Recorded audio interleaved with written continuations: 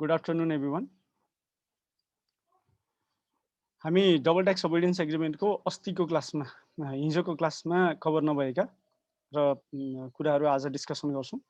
सम्भवतः आज हामी आर्टिकल 20 सम्म डिस्कसन गर्छौँ र त्यसपछिको डिस्कसन नेक्स्ट क्लासमा गर्छौँ हामीहरू। हामीहरूले अस्ति आर्टिकल 6 सम्म डिस्कसन गरेर सकाएका थियौँ भने आज हामी आर्टिकल 7, आर्टिकल 8 र लगायतका आर्टिकलहरूमा डिस्कसन गर्छौँ। सबभन्दा पहिला जाउँ बिजनेस प्रॉफिट आर्टिकल 7।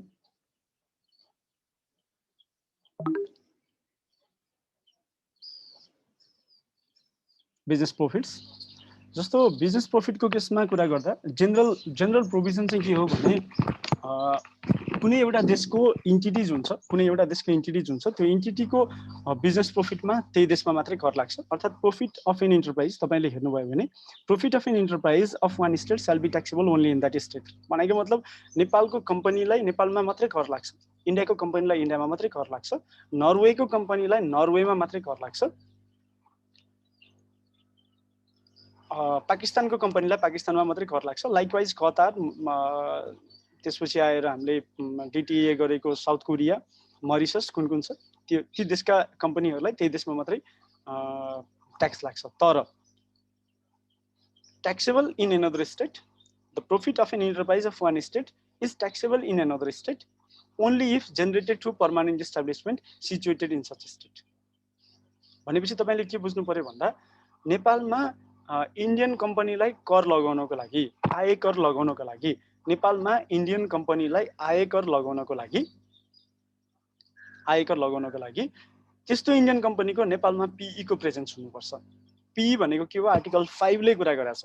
हाम्रो लले भनेको मात्रै हैन, हामीले डबल ट्याक्स एभोइडेन्स एग्रिमेन्टको आर्टिकल 5 लाई पनि हेर्नुपर्छ।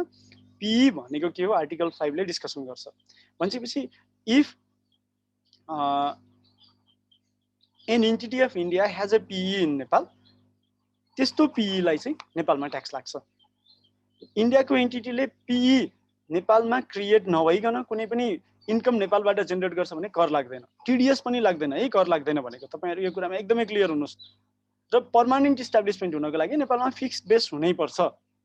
पर्मानेन्ट इस्टाब्लिसमेन्ट हुनको लागि नेपालमा फिक्स्ड बेस हुनै पर्छ। भनेको मतलब नेपालमा कार्यालय खडा गरेकै हुनुपर्छ। कार्यालय छैन भने पर्मानेन्ट इस्टाब्लिसमेन्ट हुँदैन। इम्प्लोइले नेपालमा आएर काम गर्दैन भने पर्मानेन्ट इस्टाब्लिसमेन्ट हुँदैन। त्यो हामीले पहिले पनि डिस्कसन गरिसक्यौं। यो हिसाबले कुनै पनि अर्को देशको इन्टरप्राइजको डबल ट्याक्स अभोइडेन्स एग्रिमेन्ट भएको देशको इन्टरप्राइजको नेपालमा कर लाग्नको लागि चाहिँ पीई हुनु पर्यो। पीई नभई कर लाग्दैन। र पीई भएर कर लगाउँदा पनि प्यारेन्ट कम्पनीको वा हेड अफिसको सबै इन्कममा कर लगाउन पाइँदैन। Taxable income shall be only so much of them as is attributable to that PE. ठीक छ? त्यो पीई लाई एट्रिब्युट हुने अमाउन्टमा मात्रै कर लाग्छ। र त्यसपछि आएर यसले के भन्छ भन्दा permanent establishment shall be treated as a distinct and separate enterprise engaged in the same or similar activities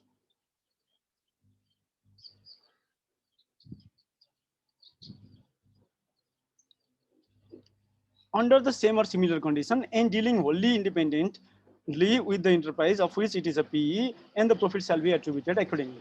भनेको मतलब के हो भने पर्मानेन्ट इस्टाब्लिसमेन्ट चाहिँ separate legal entity sir treat हुनुपर्छ। हेड अफिस र पर्मानेन्ट इस्टाब्लिसमेन्ट क्लियरली डिस्टिंक्ट एन्टिटीहरू हुन्। Permanent इस्टाब्लिसमेन्टको जुन इन्कममा ट्याक्स लाग्छ त्यसलाई सेपरेट लिगल एन्टिटी भए सर मानेर, हुन त त्यो एक्सटेन्सन अफ हेड अफिस मात्रै हो, तर पनि पर्मानेन्ट इस्टाब्लिसमेन्ट भए सर मानेर कर लगाउनु पर्छ। टेक अवे यो स्लाइडबाट तपाईहरुले के मतलब आर्टिकल 7 को यो प्याराग्राफबाट हामीहरुले के कुरा चाहिँ टेक अवे गर्न सक्छौं भन्दा कुनै पनि डबल ट्याक्स अभोइडेन्स एग्रिमेन्ट भएका कन्ट्रीहरू छन् र ती कन्ट्रीहरूमा कुनै इन्टरप्राइज छ भने त्यो इन्टरप्राइजलाई टीडीएस लाग्ने कन्डिसन पनि त्यो बेलामा मात्रै क्रिएट हुन्छ जुन बेलामा नेपालमा पीई हुन्छ।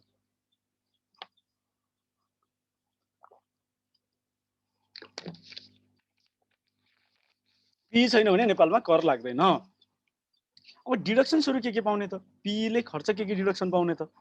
हैन, specific deduction under double tax avoidance agreement भन्दा the expenses allowable under the provisions of domestic law and which are incurred for the purpose of the business of the PE shall be deductible.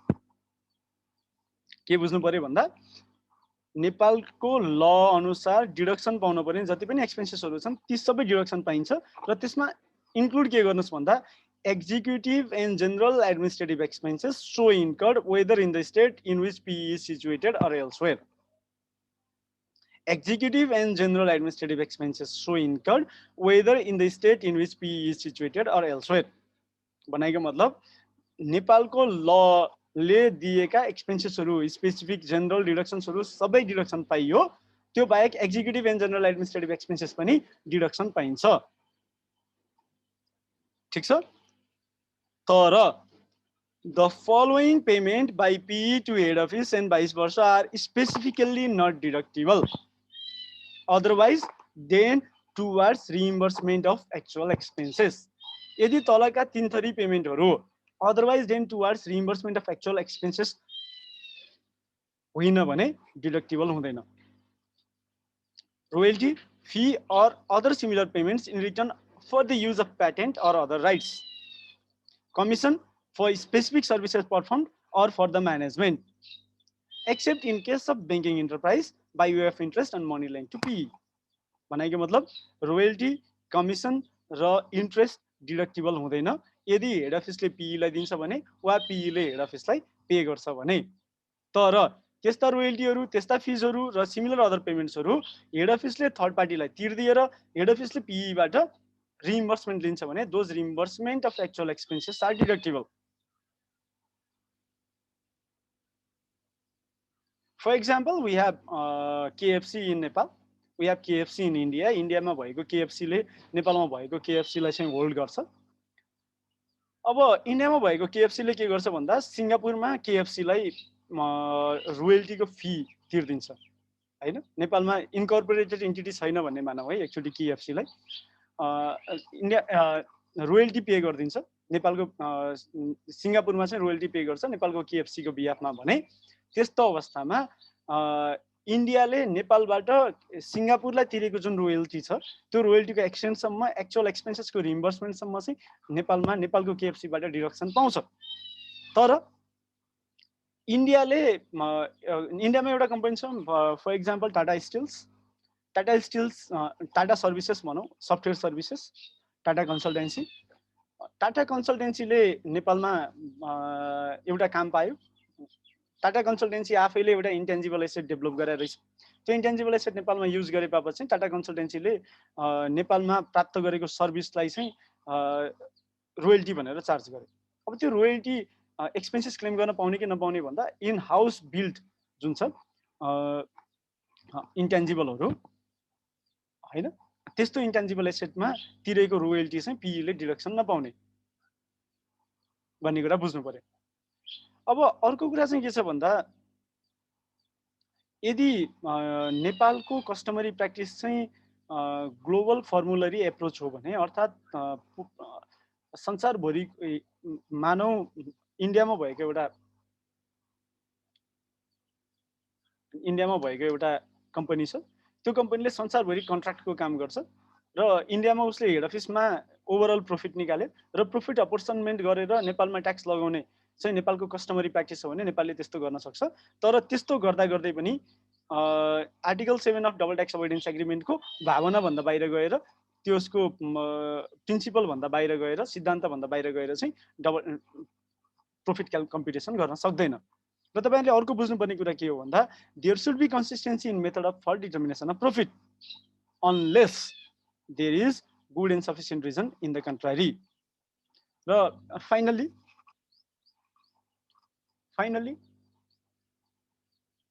Article 6, Article 8, Article 10, Article 11, 12, 13, 14, 15, 16, 17, 18, 19, 20, 21 लाग्ने केसमा article 7 लाग्दैन अर्थात् अरु आर्टिकलहरु लाग्छ भने business प्रॉफिटको article 7 लगाउन पाइदैन तर अरु आर्टिकलहरु लाग्दैनन् भने त्यस्तो अवस्थामा रेसिडुअल प्रोभिजनको रूपमा बिजनेस प्रॉफिटको आर्टिकल 7 लाग्छ तपाईहरुले त्यो कुरा बुझ्नु पर्यो डिभिडेन्डको केसमा आर्टिकल यो त बिजनेस प्रॉफिट हो त्यसकारणले गर्दा नेपालमा ट्याक्स लाग्छ भन्ने तरिकाले लगेर आर्टिकल 7 लगाउन पाइदैन डिभिडेन्डको केसमा आर्टिकल 10 नै लगाउनु पर्यो इन्ट्रेस्टको केसमा आर्टिकल 11 नै लगाउनु पर्यो रोयल्टीको केसमा आर्टिकल 12 नै लगाउनु पर्यो, क्यापिटल गेनको केसमा आर्टिकल 13 नै लगाउनु पर्यो, dependent personal services independent professional सर्भिसेसको केसमा 14, डिपेन्डेन्ट पर्सनल सर्भिसेसको केसमा 15 लगाउनु पर्यो। भनेपछि यसरी ट्याक्स लगाउनु पर्छ। बिजनेस प्रफिटको कुरा यति हो। कन्क्लुजन के हो भन्दा चाहिँ नेपालमा पिई भएर पिईले जेनेरेट गरेको इन्कममा ट्याक्स लाग्छ। पिईले जेनेरेट गरेको इन्कममा ट्याक्स कम्प्युट गर्ने प्रयोजनको लागि general executive and general administrative expenses घटाउन पाइन्छ। तर otherwise then through actual reimbursement of expenses, royalty fees or similar payments in return for the use of patent or other rights by way of commission for specific services performed or for management by way of interest other than in case of banking enterprise deduction पाइदैन। र finally consistency हुनुपर्छ determination of profit को unless there is good and sufficient reason in the contrary र other articles are superior to this article भन्ने कुरा तपाईहरुले बुझ्नु पर्यो। Okay, we spent 10 or 11 minutes in this. तपाईले के बुझ्नु भएन योबाट भने you may drop the question. Question drop गर्दा question drop गर्नु, मेरो टाइममा म तपाईहरुलाई आन्सर दिन्छु। त्यो आन्सर आएन भनेर पोक गर्ने काम चाहिँ नगर्नु होला। आर्टिकल 8, आर्टिकल 7 सक्यो। Article 8 shipping and air transport, यसमा दफा 70 को कुरा आउँछ। सेक्सन 70 हामीले जुन कुरा गर्यौं, आर्टिकल 8 लागेको रिजनले गर्दा पाकिस्तान, श्रीलङ्का र थाइल्यान्डको केसमा बाहेक, पाकिस्तान, श्रीलङ्का र थाइल्यान्डको केसमा बाहेक, हेर्नुस् है, in case of Pakistan, Sri Lanka and Thailand, यो केसमा बाहेक कन्ट्री अफ सोर्स भनेपछि नेपालले Pakistan airlines, Sri Lankan airlines, Thai airways वा पाकिस्तानले नेपाली एयरलाइन्स, हिमालयन एयरलाइन्स, श्रीलङ्काले नेपाली एयरलाइन्स, हिमालयन एयरलाइन्स, थाइल्यान्डले नेपाली एयरलाइन्स, हिमालयन एयरलाइन्सलाई कर लगाउन पायो। कुन बेलामा भन्दा चाहिँ उनीहरुको देशबाट उडेको प्यासेन्जरको लागि, उनीहरुको देशबाट राखिएको कार्गोको लागि उठेको टिकटको पैसामा ट्याक्स लगाउन पायो। तर ट्याक्स रेट चाहिँ कति हुन्छ भन्दा लाग्ने करको दरको 50% हुन्छ। ट्याक्स रेट चाहिँ लाग्ने करको दरको 50% हुन्छ भने यो तीनवटा बाहेक बाँकी 7वटा कन्ट्रीसँगको डबल ट्याक्स अभोइडेन्स एग्रिमेन्टले के गर्छ भन्दा profit from the operation of ships or aircrafts in international traffic shall be taxable only in that state in which the place of effective management of the enterprise is situated, or head office of the enterprise is situated, or only in that state in which enterprise is situated. भनेको मतलब कस्तो हो भन्दा Indian एयरलाइन्सले नेपालमा section 70 अनुसार tax तिर्ने कि नतिर्ने, shipping और एयर ट्रान्सपोर्ट बिजनेस नेपालबाट गरेको कारणले गर्दा नेपालमा ट्याक्स तिर्ने कि नतिर्ने भन्दा नतिर्ने। किन नतिर्ने भन्दा इन्डियन एयरलाइन्सको इन्टरप्राइज इन्डियामा सिचुएटेड छ र आर्टिकल 8 को प्याराग्राफ 1 अनुसार नेपालले कर लाग्ने अधिकार टोटल्ली बिस्टो कसलाई गर्यो, इन्डियालाई गर्यो। के भनेर गर्यो भन्दा profit from the operation of ships or aircraft in international traffic shall be taxable only in that state in which the enterprise is situated. China southern एयरलाइन्सले नेपालमा सेक्सन 70 अनुसार कर तिर्ने कि नतिर्ने भन्दा नतिर्ने। किन नतिर्ने भन्दा नेपालले के भन्यो, shall be taxable only in that state in which the place of head office is of the enterprise is situated भन्यो। नर्वेको केसमा इन्टरप्राइज जुन देशमा छ त्यही देशमा कर लाग्ने। पाकिस्तान, श्रीलङ्का र थाइल्यान्डको केसमा चाहिँ 50% रेटमा ट्याक्स लाग्ने। यो कुरालाई एकदमै ख्याल गर्नु होला। नर्वे र इन्डियाको केसमा चाहिँ के छ भन्दा profit derived by transportation enterprise which is resident of one state from the use, maintenance or rental of containers shall only be taxable in the country of residence unless the containers are used solely within the country of source. भनेको मतलब यदि कसैले maintenance और rental of कन्टेनर्सबाट income generate गर्छ भने country of रेसिडेन्समा कर लाग्छ, तर कन्ट्री अफ सोर्समा चाहिँ सोल्ली युज हुन्छ भने त्यस्तो अवस्थामा कन्ट्री अफ सोर्सले पनि कर लगाउन पाउँछ, दुवै देशले कर लगाउन पाउँछन्। Interest on investment directly connected with operation of ship or air transport in international traffic in case of India section article 11 applicable हुँदैन, आर्टिकल 8 नै एप्लिकेबल हुन्छ। अर्थात् इन्डियन एयरलाइन्सले इन्डियन एयरलाइन्सको अपरेसनको लागि ऋण लिएर ब्याज तिर्छ भने त्यस्तो ब्याजमा नेपालले कर उठाउन पाएन। अर्को एउटा के छ भन्दा नर्वे, डेनिस र स्विडिस, नर्वे, डेनमार्क र स्विडेनको चाहिँ एउटा जोइन्ट कन्सोर्टियम छ air transport consortium Scandinavian airline system भन्ने छ। यो air transport Norwegian joint Norwegian Danish and Swedish air transport consortium Scandinavian airline system भन्ने जुन छ त्यो सिस्टमको केसमा त्यसको केसमा कर कति लगाउने त भन्ने क्वेसन हो। कर कति लगाउने भन्दा कुनमा चाहिँ ट्याक्स एक्जम्सन दिने? नर्वेजियन एयरलाइन्सले त नेपालमा कर तिर्दैन भनेपछि कुनमा चाहिँ ट्याक्स एक्जम्सन दिने भन्दा चाहिँ in proportion of the share of Norway, नर्वेको प्रोपोर्सन अफ सेयरमा ट्याक्स एक्जम्सन भयो। डेनिस र स्विडिस प्रोपोर्सन अफ सेयरमा चाहिँ प्रोफिटमा होइन टर्नओभरमा ट्याक्स लाग्छ 1670 अनुसार। त्यो बेलामा त्यो टर्नओभरमा चाहिँ 5% ट्याक्स लाग्ने भयो।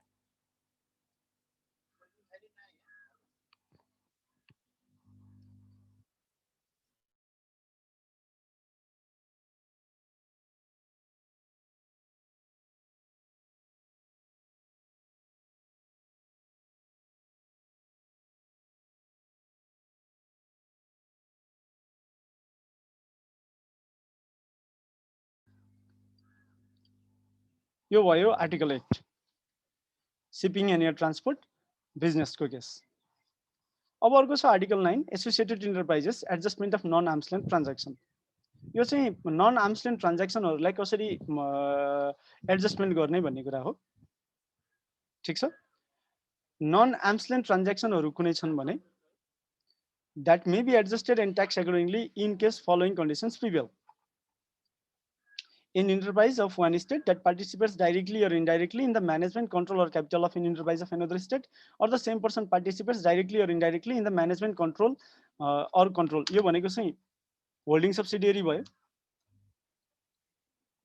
होल्डिङ सब्सिडियरी रिलेसनशिप सब्सिडियरी, यो चाहिँ fellow subsidiary.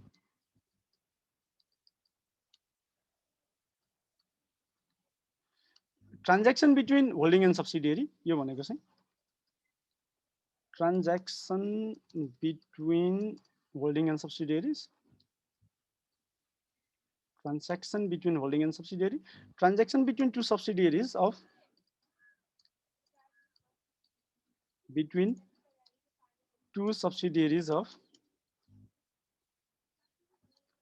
same holding company.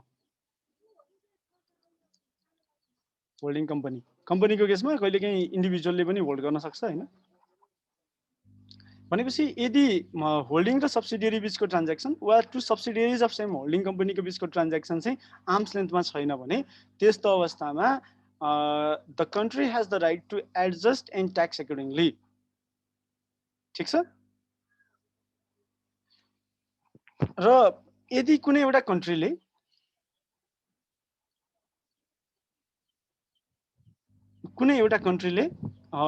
यो नन आर्म्स लेन्थ ट्रान्ज्याक्सनलाई एडजस्टमेन्ट गर्यो in pursuant to article 9, non arm's length ट्रान्ज्याक्सनलाई के गर्यो एडजस्टमेन्ट गर्यो अकर्डिङ टु आर्टिकल 9 भने अर्को देशले पनि त्योसँग रिलेटेड इन्कमलाई एडजस्टमेन्ट गर्नुपर्छ।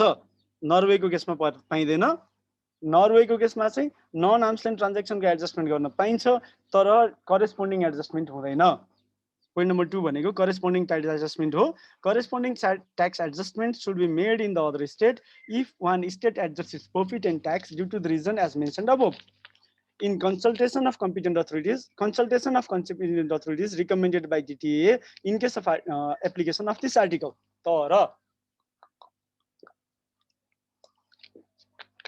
श्रीलङ्का र थाइल्यान्डको केसमा चाहिँ corresponding adjustment after the expiry of time limit mentioned in domestic law हुन सक्दैन। भनेको मतलब जस्तो नेपालले के गर्छ भन्दा 4 वर्ष भित्रमा चाहिँ एसेसमेन्ट सकाउने भनेर भनेको छ। नेपालको इन्कम इयर सकेको इन्कम रिटर्न फाइल गर्नुपर्ने ड्यू डेट सकेको 4 वर्ष भित्र चाहिँ ट्याक्स एसेसमेन्ट ट्याक्स अथोरिटीले फाइनल गर्नुपर्ने भनेको छ। अब थाइल्यान्डको कम्पिटेन्ट अथोरिटीले के गर्यो भन्दा करेस्पोन्डिङ एडजस्टमेन्ट गर्यो आफ्टर दोज 5 इयर्स भने नेपालले अब त्यो करेस्पोन्डिङ थाइल्यान्डको कम्पिटेन्ट अथोरिटीले के गर्यो भन्दा नन आर्म्स लेन्थ ट्रान्ज्याक्सनको एडजस्टमेन्ट गर्यो आफ्टर दोज 4 इयर्स भने अब नेपालको ट्याक्स अथोरिटीले करेस्पोन्डिङ एडजस्टमेन्ट गर्नुपर्ने कि नपर्ने भन्दा नपर्ने, किनकि स्ट्याच्युट कानुनले तोकेको टाइम लिमिट सकियो, हदबन्दी सकियो, त्यस कारणले गर्दा नपर्ने। तर इन्डियाको केसमा चाहिँ के गर्ने भन्दा चाहिँ इन्डियाको केसमा पर्ने, किनकि त्यहाँ टाइम लिमिटको बााउन्ड छैन आर्टिकल 9 मा। भने नर्वेको केसमा के गर्ने भन्दा चाहिँ नर्वेको केसमा चाहिँ करेस्पोन्डिङ एडजस्टमेन्टै हुँदैन। नर्वेको केसमा करेस्पोन्डिङ एडजस्टमेन्टै हुँदैन। करेस्पोन्डिङ एडजस्टमेन्ट भनेको चाहिँ के हो भन्ने लाग्ला तपाईहरुलाई? करेस्पोन्डिङ एडजस्टमेन्ट भनेको चाहिँ फर एक्जाम्पल एउटा एक्जाम्पल नै लिउँ। थाइल्यान्डको एउटा कम्पनी छ नेपालमा, थाइल्यान्डको कम्पनीको पीई छ। त्यो पीईमा थाइल्यान्डमा इन्कम चार्ज गर्यो र नेपालमा एक्सपेन्सेस चार्ज गर्यो। नेपालको ट्याक्स अथोरिटीले त्यो एक्सपेन्सेसलाई एक्सपेन्सेसको रूपमा मान्यता दिएन भने थाइल्यान्डको ट्याक्स अथोरिटीले थाइल्यान्डमा इन्क्लुड भएको इन्कमलाई इन्कमबाट हटाउने काम चाहिँ करेस्पोन्डिङ ट्याक्स एडजस्टमेन्ट हो। बुझ्नुभयो होला? सक्यो आर्टिकल 9। बुझौँ आर्टिकल 10 डिभिडेन्ड। डिभिडेन्डमा दुवै देशको कर अधिकार छ। जस्तो हामीले सिपिङ बिजनेसमा एयर ट्रान्सपोर्ट एन्ड सिपिङ बिजनेसको केसमा कर कसले लगाउँथ्यो भन्दा the country where the effective management is situated or the enterprise is situated or the head office of the enterprise is सिचुएटेडले लगाउँथ्यो।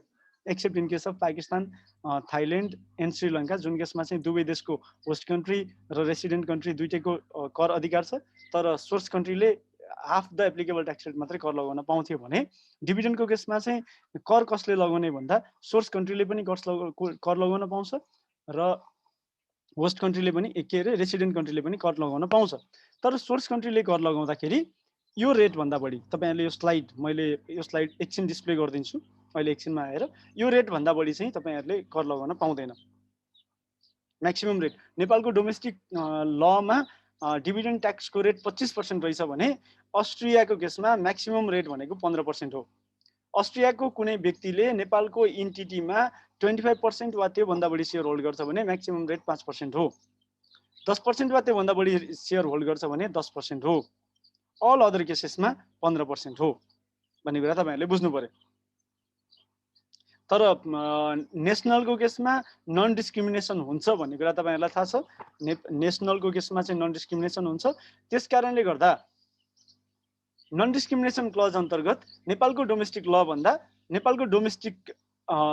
नेपालको नेसनललाई लगाउने कर भन्दा बढी चाहिँ कर लगाउन पाइँदैन। अर्थात् हाम्रो ट्याक्सको रेट 5% हो भनिसकेपछि यहाँ 15% सम्म म्याक्सिमम लगाउन पाउने अथोरिटी भए पनि नेपाल सरकारले 5% भन्दा बढी डिभिडेन्ड ट्याक्स चाहिँ लगाउन पाउँदैन। तर यदि 25% रेट हुन्थ्यो भने चाहिँ फेरि यो म्याक्सिमम रेट भन्दा माथि जान पाउँदैन थियो। ल मैले 1 मिनेट यसलाई डिस्प्ले गरिदिएँ तपाईहरुलाई पढ्नको लागि। 1 मिनेट। त्यसपछि I will come to the slide number 36.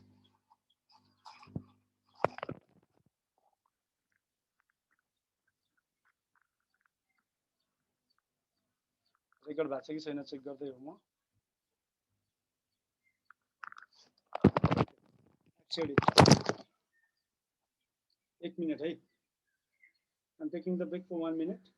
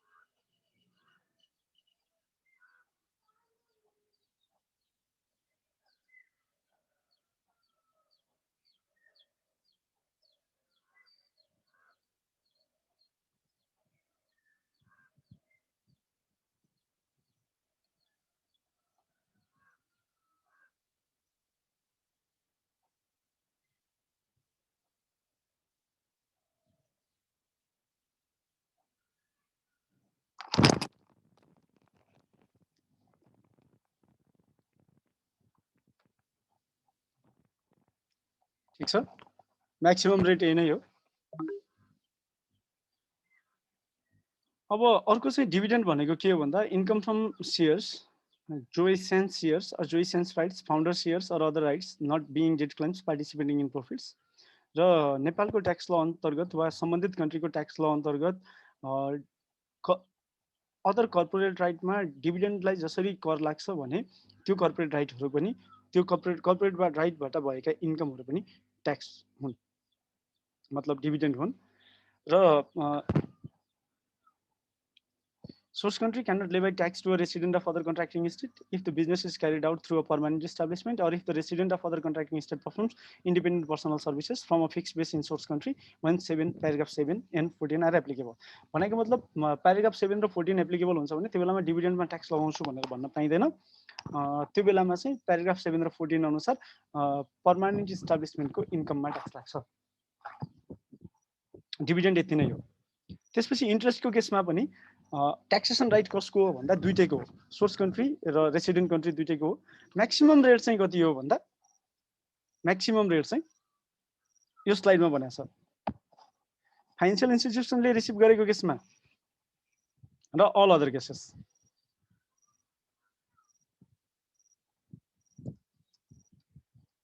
Financial इन्स्टिट्युसनले रिसिभ गरेको केसमा र अल अदर केसेस म्याक्सिमम 15% भन्दा माथि चाहिँ जाँदैन। अर्थात् नेपालको इन्ट्रेस्टको ट्याक्स रेट 25% रहेछ भने चाहिँ इन्डियाको रेसिडेन्टलाई इन्ट्रेस्ट ट्याक्स लगाउँदा 10% भन्दा बढीको दरले इन्ट्रेस्ट ट्याक्स लगाउन पाइएन।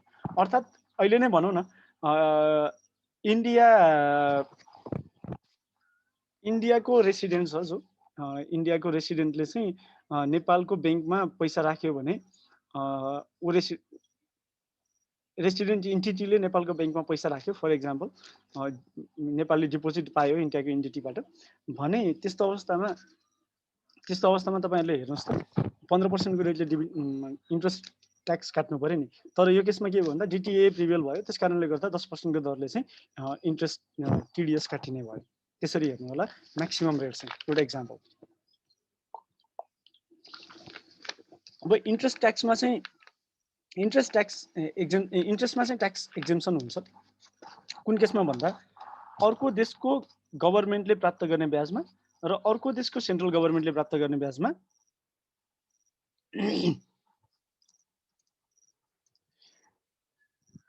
or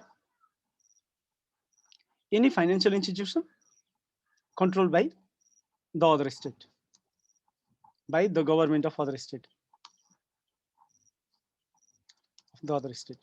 यो तीनटा केसमा चाहिँ exemption of tax on interest हुन्छ।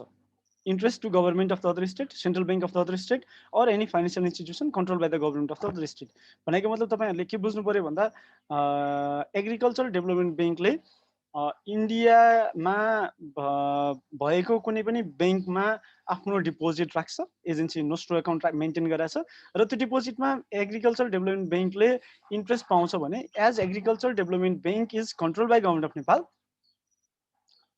त्यो इन्ट्रेस्टमा इन्डियाको ट्याक्स ल के अरे इन्डियाको बैंकले इन्ट्रेस्ट ट्याक्स लगाउन पाएन। त्यो बाहेक अस्ट्रियाको केसमा चाहिँ हेर्नुभयो भने इन केस अफ अस्ट्रिया सोभरेनले ग्यारेन्टी गरेको लोनमा हेर्नुस् है, सोभरेनले ग्यारेन्टी गरेको लोनमा तिरिएको इन्ट्रेस्टमा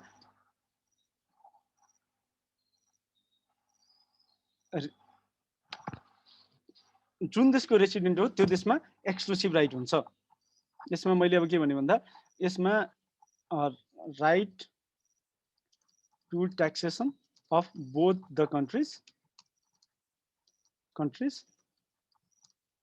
यो भनेको चाहिँ फर्स्ट क्लज भनेको चाहिँ right to taxation in both the countries, exemption of tax. अर्को चाहिँ exclusive right of taxation, to the country of residence. यो केसमा के हो भन्दा in case of Austria interest arising in a state on a loan guaranteed by any of the bodies mentioned above, भनेको मतलब government of the other state, central bank of the other state, or any financial institution controlled by the government of the other state and paid to the resident of other state shall be taxable in that other state। Interest को meaning के हो तपाईहरुले आफैले हेर्न सक्नुहुन्छ, पढ्न सक्नुहुन्छ। Interest को मिनिङ मोर अर लेस नेपालको ट्याक्स लमा लेखेको इन्ट्रेस्टको मिनिङ जस्तै छ. For example income from debt claims of every kind, whether or not secured by mortgage or whether or not carrying a right to participate in the debtor's profit, income from government securities, and income from bonds or debentures, including premiums or prices attached to bonds or debentures. र सबभन्दा रमाइलो कुरा, penalty for late payment is not treated as interest. Penalty from late payment is not treated as interest. त्यो बाहेक माथि भनेकै case भयो. जस्तो हामीले आर्टिकल 10 मा पनि के भनेको थियो भन्दा सेक्सन प्याराग्राफ 7 र प्याराग्राफ 14 एप्लिकेबल भएको केसमा मतलब आर्टिकल 7 र आर्टिकल 14 हो. प्याराग्राफ 7 हैन, यो आर्टिकल 7 हो. त्यो केसमा चाहिँ ट्याक्स लाग्दैन भनेर भनेको थियौँ हामीहरूले. इन्ट्रेस्ट कुन बेलामा कुन देशमा एप्लिकेबल हुन्छ भन्ने कुरा तपाईहरुले आफैले पढ्न सक्नुहुन्छ. र सबभन्दा रमाइलो कुरा चाहिँ के हो भन्दा यो पोइन्टलाई एकदम ख्याल गर्नु होला. रोयल्टीमा पनि यही पोइन्ट आउँछ. मार्केट इन्ट्रेस्ट रेट भन्दा सम्मको इन्ट्रेस्टको लागि चाहिँ आर्टिकल 11 अप्लाई हुने हो. मार्केट इन्ट्रेस्ट रेट भन्दा बढीको इन्ट्रेस्टको लागि चाहिँ आर्म्स लेन्थ इन्ट्रेस्ट रेट भन्दा बढीको इन्ट्रेस्टको लागि चाहिँ अरू प्रोभिजनहरू एप्लाई हुन्छ र अदरवाइज ट्याक्स लाग्छ. भनेको मतलब त्यसलाई बिजनेस प्रोफिटमा लगेर इन्क्लुड गर्ने हो वा डिसअलाउ गर्ने हो लगायतका कुराहरू आउँछन्. तर this provision shall be applicable with respect to the interest rate that is equal to market interest rate or that is not in excess of market interest rate. Market interest rate भन्दा बढीको इन्ट्रेस्टको लागि चाहिँ article 11 को एक्जेम्पसन पाइँदैन. Article 11 ले दिएको facility पाइँदैन. Article 11 ले दिएको एमनेस्टी पाइँदैन. रोयल्टीको केसमा ठ्याक्कै इन्ट्रेस्टको केसमा जस्तै हो. दुवै देशमा कर लाग्छ. म्याक्सिमम रेट 15% हो. र मिनिङ अफ रोयल्टी भनेको चाहिँ payment of any kind received as consideration for the use of or right to use any copyright of literary, artistic or scientific work including cinematographic films or tapes used for radio or television broadcasting. यी लगायतका कुराहरू हुन्. ठ्याक्कै उता जस्तै हो. नेपालको tax ल र आर्म्स लेन्थ भन्दा बढीको रहेछ भने चाहिँ आर्म्स लेन्थ भन्दा बढी छ भने चाहिँ त्यसमा आर्टिकल 12 रोयल्टीको जुन एक्जेम्पसन छ त्यो बेनिफिटहरू युज गर्न पाइँदैन. यो प्रेजेन्टेसनमा यति नै गरौँ. यसपछि बाँकी आर्टिकल 13 टु आर्टिकल 21 अर्को भिडियोमा तपाईहरुलाई प्रेजेन्ट गर्छु म. अहिलेलाई थ्यांक यू. र नबुझेको केही छ यसमा भने सोध्न सक्नुहुन्छ.